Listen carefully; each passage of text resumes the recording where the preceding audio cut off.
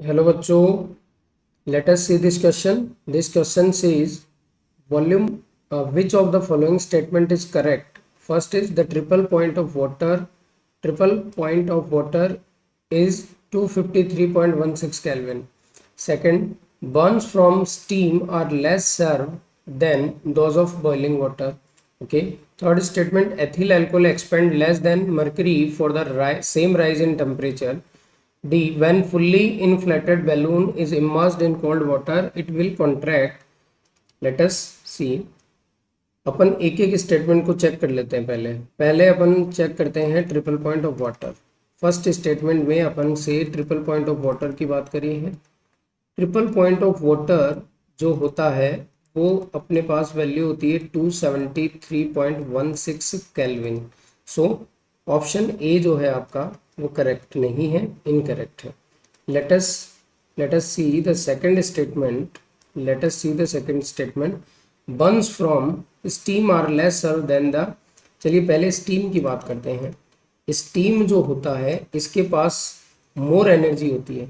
Energy of steam आप कह सकते हो, energy of steam is greater than energy of boiling water. Energy of boiling water, okay, ये boiling water. Okay, यहाँ पर एनर्जी ज़्यादा क्यों है? क्योंकि यहाँ पर ये जो स्टीम है इसके पास लेटेंट हीट ऑफ वेपराइजेशन होता है। लेटेंट हीट ऑफ वेपराइजेशन एक तो ये चलेगा, प्लस इसके पास एक होगा latent heat of condensation. Latent heat of condensation, ये वाले दो एनर्जी इसके पास ज़्यादा होती है। या आप ये कह सकते हो कि काइनेटिक एनर्जी स्टीम का ज़्यादा होता है किससे? बॉइलिंग वाटर से। तो ये ज़्यादा नुकसान करेगा अपने बॉडी पे अगर इसके कांटेक्ट में आते हैं तो।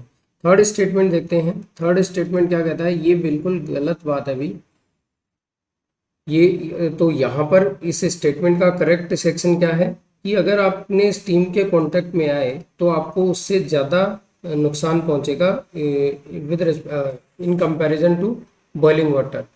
तो ये सेकंड स्टेटमेंट भी आपका क्या है? रॉन्ग है।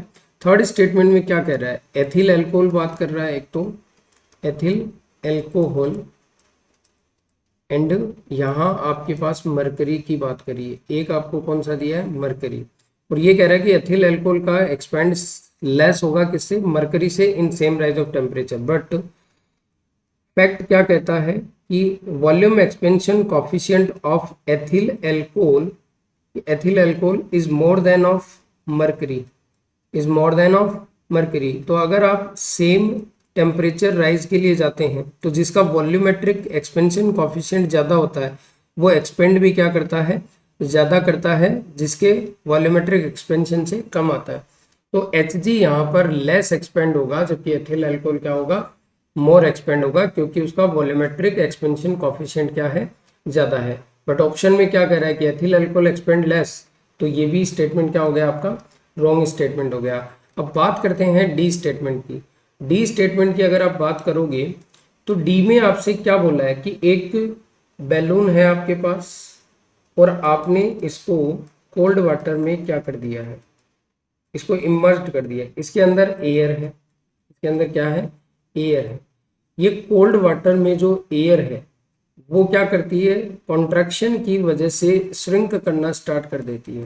क्या करना स्टार्ट कर देती है? यहाँ ये जो एयर है वो श्रिंक करेगी, क्योंकि कोल्ड वाटर से आपको क्या मिलेगा?